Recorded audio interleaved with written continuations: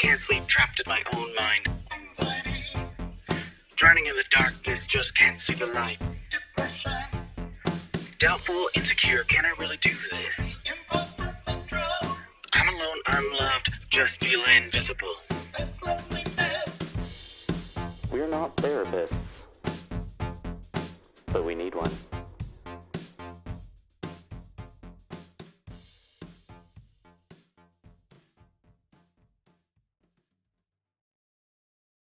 Hello, and welcome to We're Not Therapists, but we need one. The podcast where we have honest and vulnerable conversations about our mental health with one another. I'm Jay, And I'm Anthony, and neither of us are therapists. but we're trying to help ourselves and each other by sharing our experiences and feelings. In this show, we'll deep dive into topics like anxiety, depression, Self-esteem, trauma, and more. we'll talk about how they affect us, How we cope. and what we've learned along the way. We're not doing this to bash or blame anyone. Especially our families, who may have contributed to our mental health challenges, We're doing this to heal and grow. and hopefully inspire others who can relate and open your mind to your own healing. We also want to warn you that this show may contain some sensitive and triggering content. We'll be talking about personal and painful things that happen to us and how they still affect us to this day. If you're not comfortable with that, or if you feel like you need professional help, This show may not be for you, but if you're ready to join us on this journey of self-discovery and self-improvement, we're glad to have you. we're not experts, but we're honest and we're not alone. Now, let's start the timer. Jay, how do you feel today? Well, I'm still alive after all that red meat that I ate years ago, and it gave me thick blood. You got that thick blood. You got thick skin and thick blood. And I'm kidding. I was like, and what? And then it clicked because I still have runner brain today. No. I'm really good. I am halfway through my little apple tart that I started on last week's episode, and I'm just waiting for the crust to cool so I can design it and get the fuck in the oven. How about you? I'm doing great. The sauce on the Spam is finally starting to thicken up and adhere, so we're almost ready. The rice is done, so we're almost ready to make onigiri. I've got my seaweed diced up to where I can wrap it. And yeah, Nice. Nice. Yeah, Well- we've been doing homemade sushi more recently, so I just happen to have things. You know, I've never made that myself, and I need to because I love sushi, which is weird because years ago I didn't. I love sushi, and there's just little things that you can do to like one thing, if you're worried about the quality of the meat, instead of doing like raw salmon, maybe just do smoked salmon, because we do that. Well, that's smart, though. Yeah. You can do, when you talk about sushi grade, what they really mean is like a previously frozen fish, and not frozen in your freezer at home, boys and girls. That is not cold enough. It needs to get to like -4. But generally, previously frozen fish that you can buy from the store that's sold in like the bags and stuff, usually that's, quality enough that you can do it. Just has to be cold enough to kill off any parasites that might be in there. Yeah, which that's certainly what I'm concerned about. Yep. But actually, the FDA actually has written regulations on it, so it's a fun little interesting read if it's something you're interested in doing. Huh. Yeah, to replace all that red meat that thickens your blood.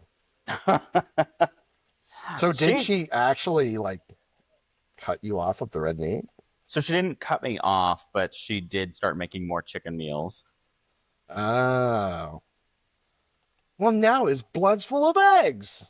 Because, there's ghosts in his blood. The ghost in his blood. Because, yeah, like, we had red meat, and Mom's like, well, I can't let it go to waste. You know, it can't be in the freezer just burning forever. But... I mean, it can. It just won't be awesome when you take it out. You know, we would eat on some of that ground beef for like months, if not a couple years. And like looking back, that was some burnt ass red meat. Yeah, I think if you like, I don't know. It's got to be like completely airtight for it to be okay. Yeah. Oh, yeah. And all it is wrapped and taped in butcher paper. Yeah. Which, I mean, what the sealer bags were not as prevalent back then by any means, like Oh not God, nearly no. as accessible. What do you And think we were so fancy with a sealer? I didn't even know what that was until I was way later, like in my 30s. Yeah, it's shit like that. I just was like, oh, you have to be rich. I assumed. It's funny looking back on the people that I thought were rich when I was a kid and me being like, oh, you weren't rich at all. We were just poor by comparison. Yeah, I did the same thing. I was like, you weren't rich at all. You just had central heat and air. Ooh. So we did generally have central heat and air when I was growing up. And Yeah, I we will didn't. say that. Yeah. I do remember living with my great grandma for a little while, and we didn't have central heat and air. We had window units for Yeah, everything. we had a window unit that was built into the wall rather than taking up window space.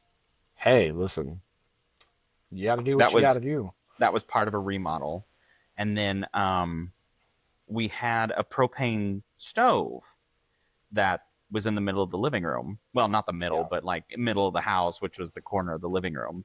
Right. And because, to be fair, this house that we lived in when up until I was 12, almost 13, it was built in 1895, and all it was a 4-room square house, living, kitchen, dining. Wow, sorry, living room, kitchen and dining, bath and laundry, bedroom, and so you could just like go in a circle. And Yeah. then right when I was about 1 and they bought it, they added on 2 bedrooms, which became the master and my room. But It's wild to me to think about people adding on to their houses because, like, it was just a foreign concept to me until I was, like, much later in life. And, like, Joe lived in a house in West Virginia that his parents added on to create more space. yeah, It was just crazy to me. well, we lived in the country, so that was nice. In town, I don't know how people do it. Oh, God. Yeah, I don't know. I feel like there were way too many, like, regulations. Like, when you live in the country, you just sort of do whatever the fuck you want. Oh my God, yeah. Like, I remember I had HOAs that were critical in my neighborhood about building a shed. I didn't check with them, I just built one. But Yeah, fuck them. I I hate think the only time they HOAs. do it is if you cause issues or if you build something like excessive. Oh, like a she shed? Yeah, like it's taller than the house. Like it looks out of place. You're supposed to have like matching roof shingles and all, and I was like, whatever. I I feel like an HOA is just a really great way to bland up the neighborhood. Oh, 100%. Like all our houses at my old neighborhood look exactly like.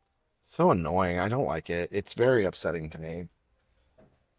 Very upsetting. But Very it's upsetting, hard to golly. get in a decent neighborhood that doesn't have an HOA. Like sometimes you can do it, but Yeah, but I think I don't know. I It's one of those things that I wish we could abolish HOAs. well, it's Like, because they're kind of a how do I explain it? They're a lawless court.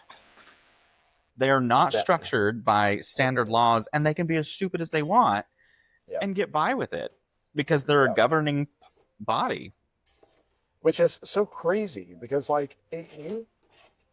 you basically have to decide when you're buying a house if you can deal with that HOA.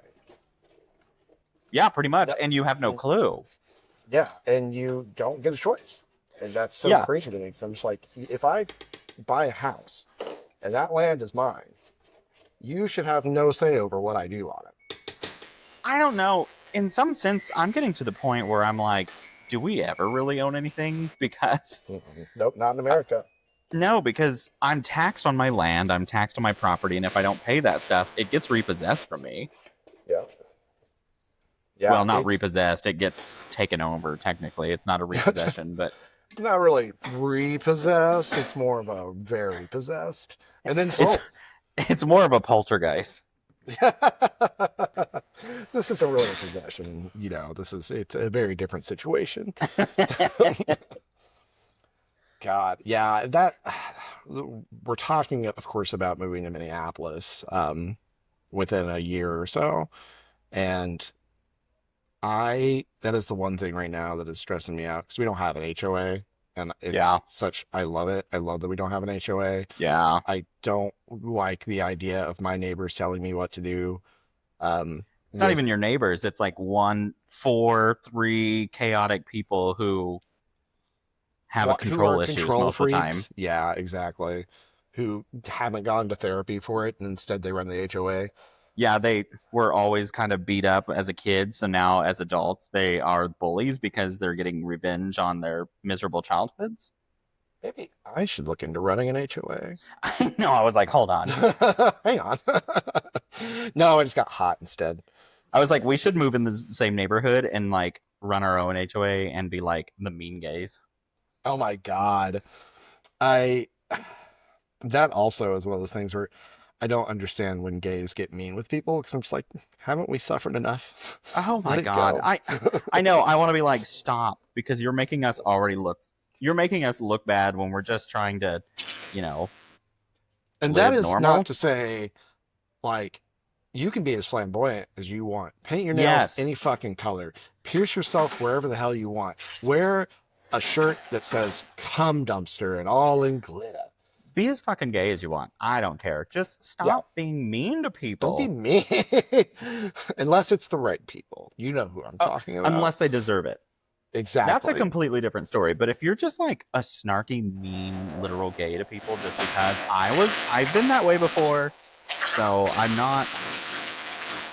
not like stating this as in I'm so perfect. But man, like, it's so annoying. So It's annoying. going out of your way to be mean sort of mentality where you being bitchy and mean and trying to do it to, I guess, make people like you or endear them to you in a way, and not the people you're being mean to, but the people you're talking to. Yeah. And I think it's a sense of I've done it establishing before. dominance in a sense. In a way, it is. I think you're trying to give yourself, I don't know, social clout in a way, I guess. Like prove that you are better than other people by putting them down. I think a lot of it, which I could relate to this because this explained me for a while. I think a lot of it relates to the fact that it's almost like a preemptive attack. Yeah. If you're snarky up front, then maybe they'll leave you alone and not bully you.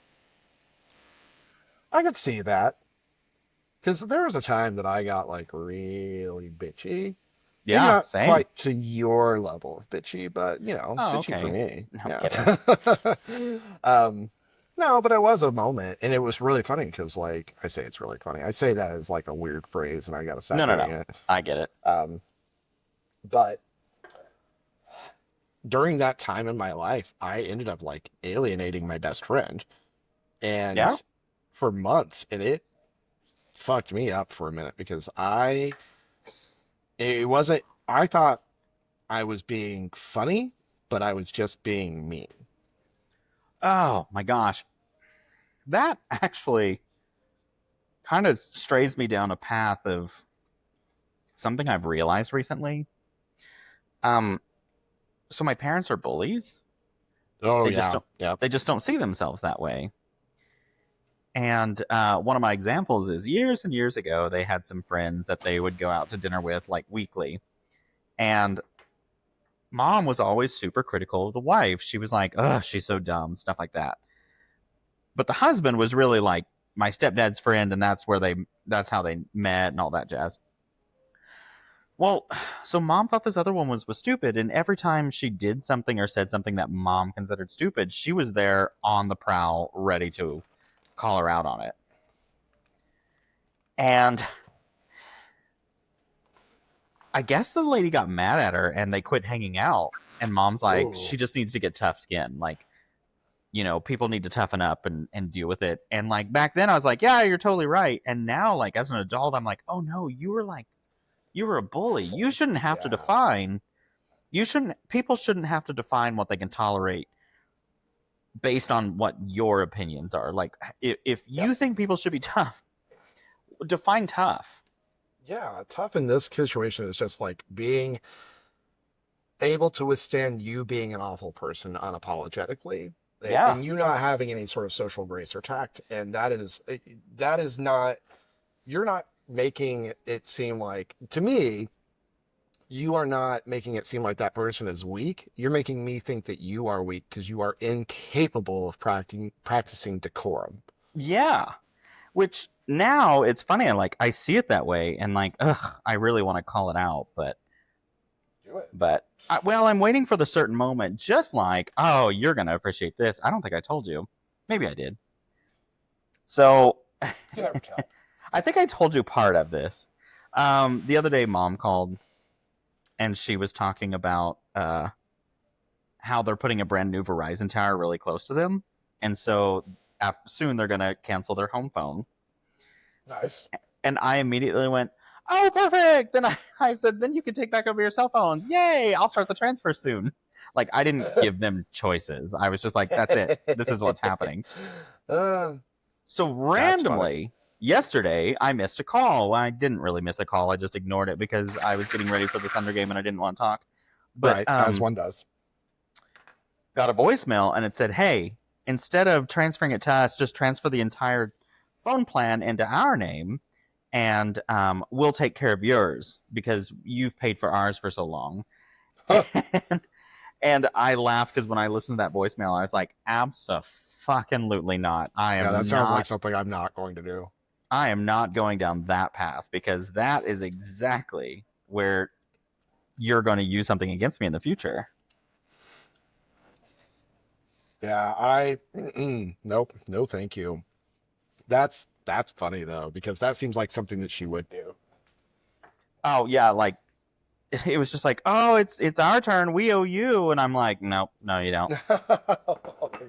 No. Yeah, No. I'm basically just gonna be like, "All right, so I have multiple business lines and an iPad, so no." Yeah. So I'm gonna have to pivot on this. I was gonna do onigiri, but I'm just gonna throw this all together as one thing because the rice isn't sticky enough. This has happened to me twice recently that I didn't make the rice sticky enough. Oh no, not sticky rice. Well, it's fine. Whatever. Yeah. Now it's just a different kind of snack. Well, With a lot less work. I have never made one of these apple tarts, so I don't really know how well it's going to turn out. But I'm trying to do the really.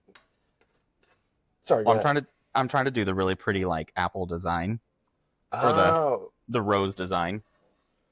So that's funny enough. I probably am a lot more confident in my ability to make a tart than I am to get this rice right. I'm not a good rice expert, that's for sure. I'm trying to get better at it because I've made sushi rice a few times at this point, and it's been correct until the last time I did it. Actually, I take that back. Go ahead, sorry. Oh, no, you're fine. I was just going to say, I'm just trying to I feel like whenever I make something wrong, it breaks my confidence in a way. Yep. Why do you think I suck at pie crusts?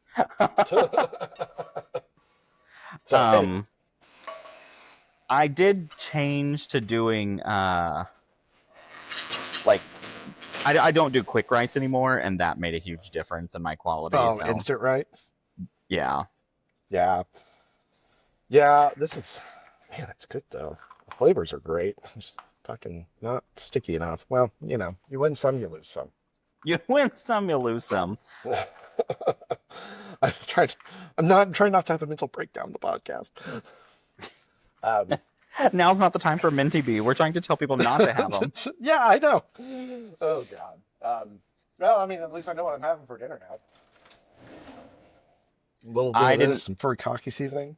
I didn't want to figure out dinner, so I was walking by the deli section as I was buying apples, and I went, "You know what? We're gonna get these chicky strips." I have leftover chicken pesto pasta I made last night. Oh, hell yeah. That also sounds delicious. I'm going to throw some furikake seasoning in here anyway. I cannot hear anything but bukkake. I know. I think about it too every time I say furikake, but it's just so every good, time man. it hits the ear wrong. Don't say you made a porn.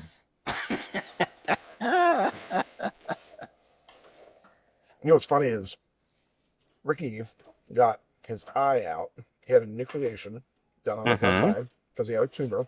And so it was pressing up against him in a way that was causing him to have a light migraine 24/7.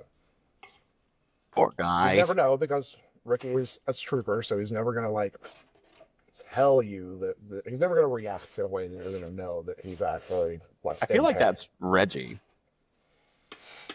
And so, anyways, we got his eye out, and we just got his cone off the other day. Got his sutures out day before yesterday, and this has been an inlet for my mom to try to like call me a lot. She called me on Sunday. Yeah. She called me yesterday. She just called me a little bit ago before we started recording. I didn't answer yesterday, and I didn't answer today because I need to give her a friendly reminder that phone calls are not an everyday thing. Because she will if I let her. And so it's those little things, little gateways where they can get into your life. It's also the same reason why I never take anything from my parents unless they just give it to me. Yeah, I don't and ask for it. even then, I'm super concerned about taking it because there's always, and honestly, I don't think they intentionally like have a plan to be like, I'm going to use this against him in the future. No, of course not. I think they genuinely like are just like, yeah, this is going to be nice, and maybe they subconsciously are like, hey, this is a moment though that in the future we can use this. I think it is a mentality that they sort of developed growing up. Again, generational thing. Where everything is sort of a quid pro quo. Yes. Because Everything's they very would use it for transactional. they would use it for me to show up more often. Mm-hmm. And And I'm so, like, I need you to know that that's not going to happen. right?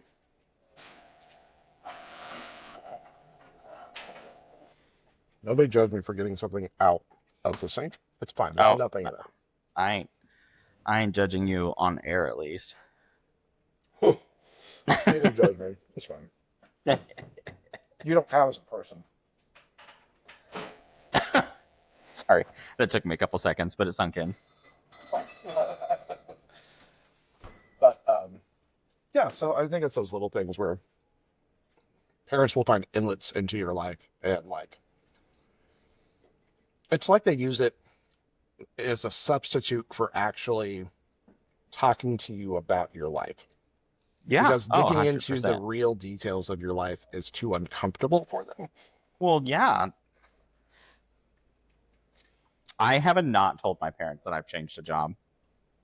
They I can't ask wait for me. that. I know. They ask me, like, how's work? And I'm just like, busy. I do the same thing every time because I'm like, you don't actually ask details about my life, so I'm not going to just, like, give it to you anymore. Yeah, I think that's the thing is like all the information that my parents had about me was sort of volunteered by me. Yes. And I don't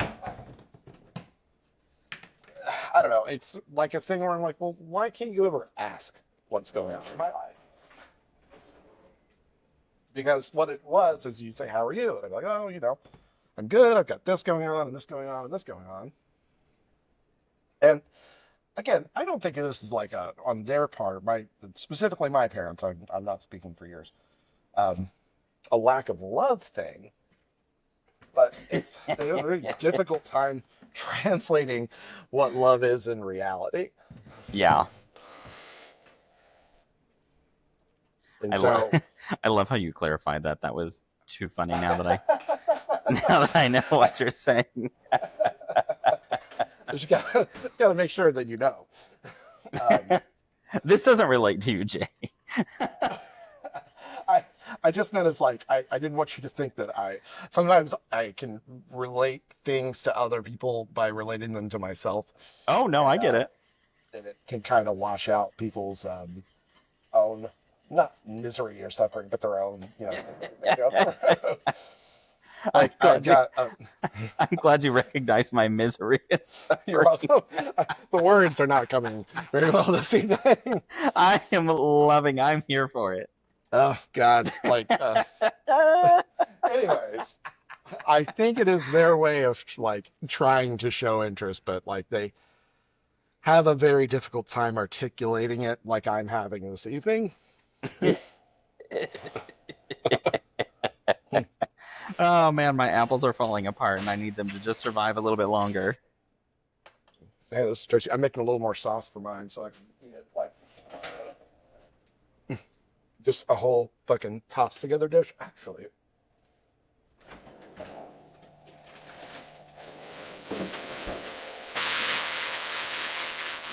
they come out in veggies to this.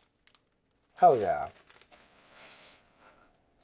I am. Just, Oh gosh, this center part is just not going to be pretty. I don't think. I thought I had it, but oh, maybe these will work. but yeah, I don't know. I'm glad. I'm proud of you for getting them off of your plan because that's when we did that for my parents. Huge weight off my back. Oh man, it is.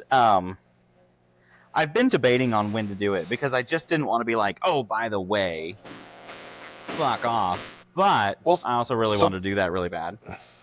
It was a moment for us because we were going to change from Verizon to T-Mobile so we could save a lot of money because they have a really cheap military plan. And so Yeah, I was like, well, I will take advantage of that. why not? Yeah. Yeah. And honestly, if I don't get great service everywhere, I actually don't give a fuck. The obsession with Oh, how sad. the obsession with always being connected as an adult is just like, nah, that's okay. No, I don't care at all. Actually, I hope I'm not most of the time. I want to see your Debating map. it is Does it have a stupid lot of phone. blotches on it? Because I want those white If I'm spaces. on a road trip, I want to know that I'm going to have to download something beforehand to listen to on the way. I need to know that I'm not going to be connected. I want people to leave me alone. I brought my smartwatch with me to go on my run earlier, and I haven't brought it for forever. I've had an Apple Watch that I just haven't worn in ages. So I was like, you're getting back in the gym, you're getting back into working out. You got to track your progress, like at least. And I got like 2 notifications immediately as I started running, and I was like, oh, fuck this fucking thing. I hate it. I wish it was dead. I don't want to track anything anymore. I will say that is, I'm really getting good at turning off those notifications now. Well, I put it on Do Not Disturb. Yeah. Immediately. But it was just in my head, I was like, I just fucking hate notifications. I don't know what it is. I think my brain still lives in Verizon land where I was trying to tackle every fucking notification because we lived You in had a to. world under my boss that like missing the wrong notification meant you missed the most important thing. Oh, of But- course. But we couldn't streamline a process for putting anything anywhere. We couldn't prioritize things via email or text message or group me. We couldn't say, like, if I put it in here, it's high priority. If I put it here, it's not very high priority. It was just a smattering of whatever she was thinking at the time. Uh-huh. And drove me insane. So, anyways, I still live there. I get it. Yeah. Well, and I realized at my last job, like, how much my rose is crooked, but how much they obsessed over, like, hey, that's responding okay. You're immediately. top. How much they expected you to respond immediately to everything. And it kind of built a, like, I don't know, a reaction in me where I just felt like I was obligated. Yeah. And Well- now, like, I'm like, no. I don't do it. I'll make people wait sometimes on purpose, even if I'm not. Same. busy. Well, I mean, I also have realized how much I just enjoy disconnecting. I mean, Sunday was my disconnect day where I was kind of in a sour mood that day too. I will ignore my phone for a whole day. Yeah, specifically because I don't want it to be connected. That was pretty much my Sunday. And it was glorious. I'll do it over and over again because it's just fucking needed sometimes. God. It's so nice. Disconnecting from everything. I love it. It makes me want to do a trip back up to Estes Park and just get into the mountains and get away and not have to think about people for like 3 days. Yeah. Because I'm getting to where I hate people. I like persons.